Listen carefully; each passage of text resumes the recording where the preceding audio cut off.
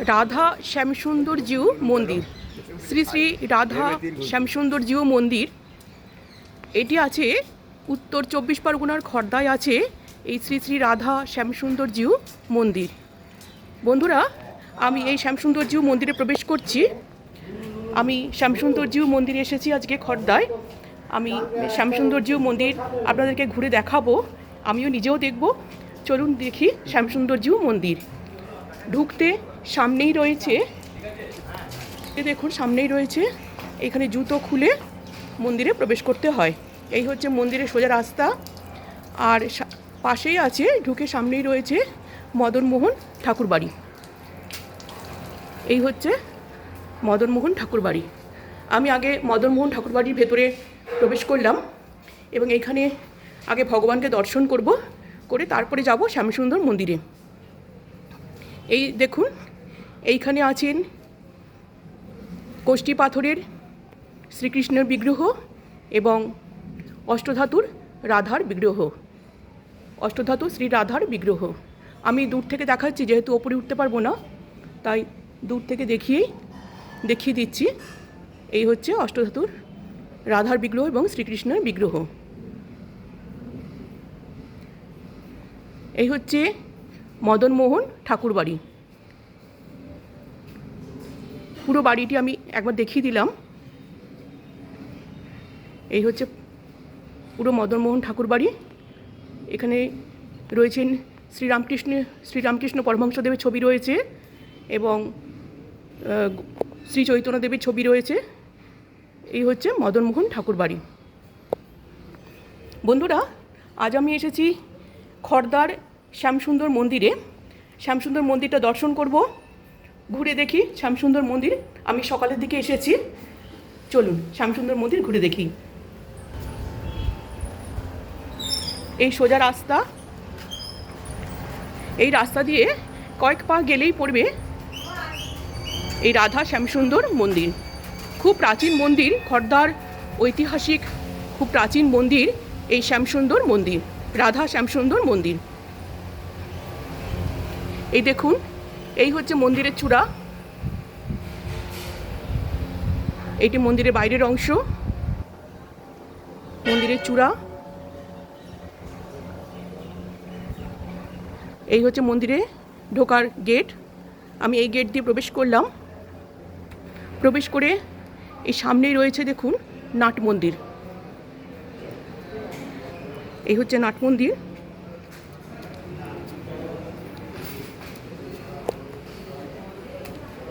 খুব বড় নাট মন্দির। আমি এই নাট মন্দিরটা একটু ঘুরে দেখাচ্ছি। এইখানে দেখুন শ্রী চৈতন্যদেবের নানান সময়কার ছবি। এই নাট মন্দিরে শ্রী চৈতন্যদেবের নানান সময়কার ছবি রয়েছে, ভীষণ সুন্দর করে সাজানো। এই যে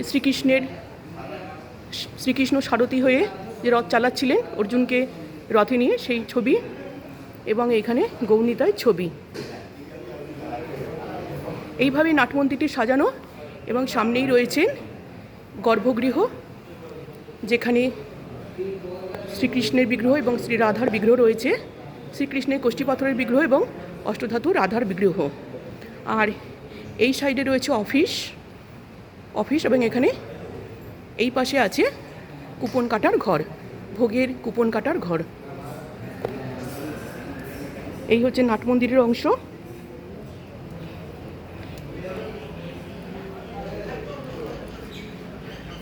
সামনেই দেখুন এই অপরূপ নিতাই গৌড়ের ছবি। এই হচ্ছে মূল মন্দির, শ্যামসুন্দর জিউর মূল মন্দির।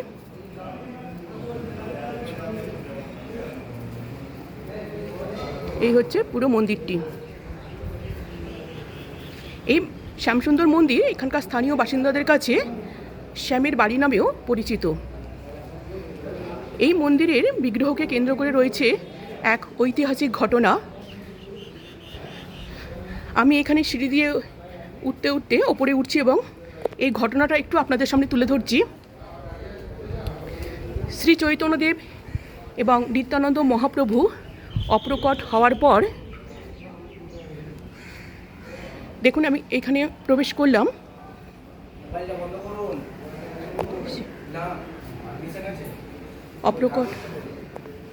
অপ্রকট হওয়ার পরে বীরভদ্র দৈবাদেশ পান যে মালদার গৌড়ের রাজপ্রাসাদের তোরণী আছে।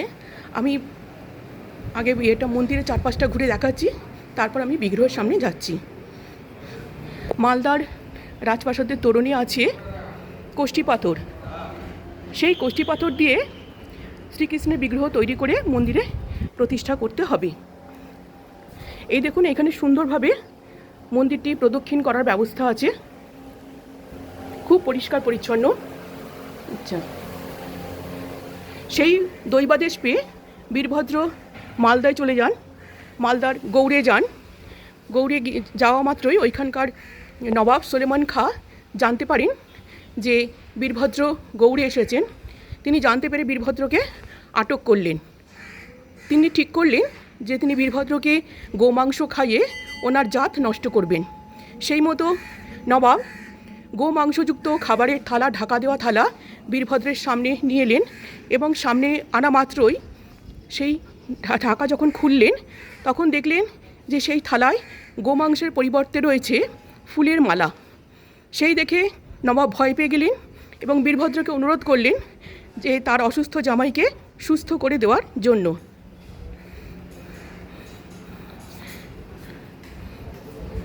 এইখানে দেখুন, খুব সুন্দর করে একটা সিংহাসনের মতো তৈরি করা।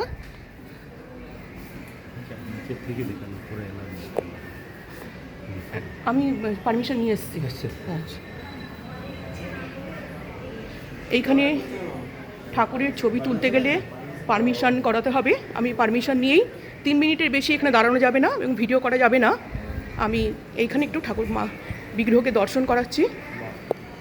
দেখুন, আমি একদম মূল গর্ভগৃহে ঢুকবো না, আমি এইখান থেকে জুম করে ঠাকুরকে দর্শন করালাম।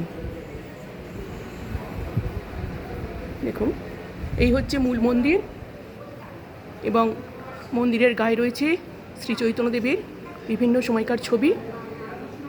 এই পাশে আছে দেখুন নিতাই গৌড়ের এক অপরূপ সুন্দর ছবি, মূর্তি, অপরূপ সুন্দর মূর্তি রয়েছে, সুন্দর করে সাজানো এই মন্দির।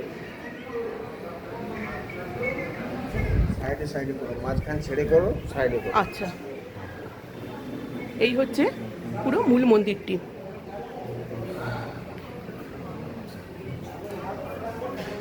সামনেই আছে এই যে নাট মন্দির।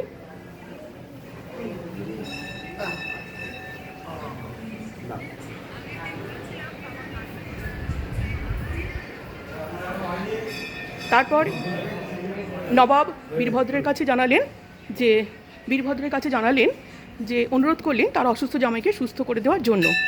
তখন বীরভদ্র শর্ত দিলেন যে তিনি তার অসুস্থ জামাইকে সুস্থ করে দেবেন, কিন্তু তার পরিবর্তে তিনি নিয়ে যাবেন নবাবের রাজপ্রাসাদের তোরণে থাকা কোষ্ঠী পাথর।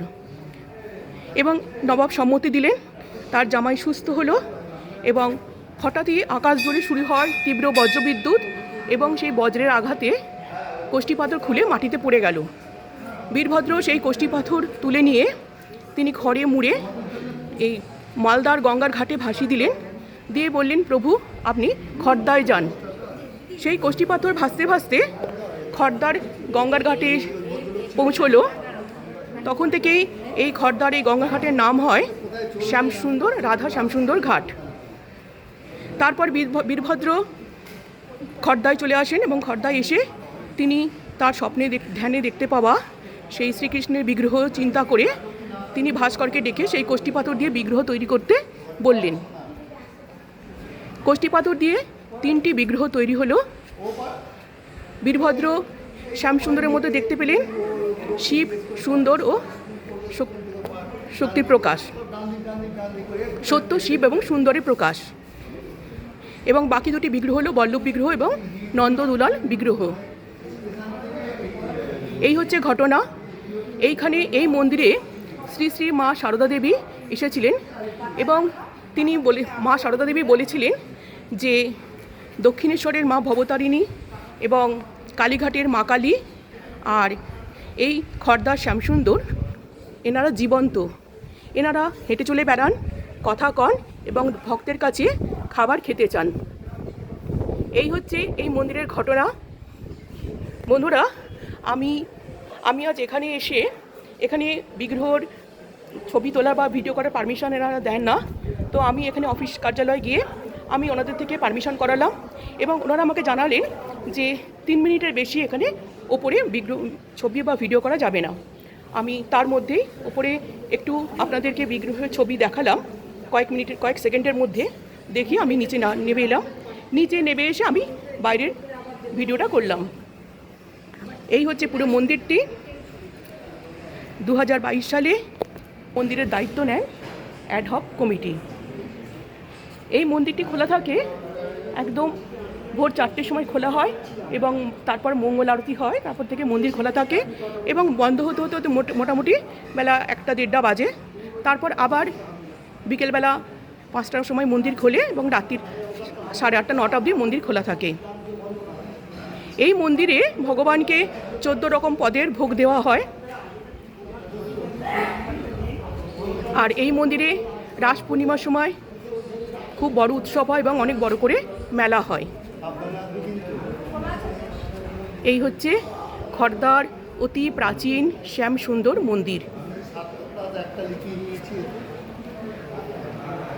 এই হচ্ছে বিগ্রহ।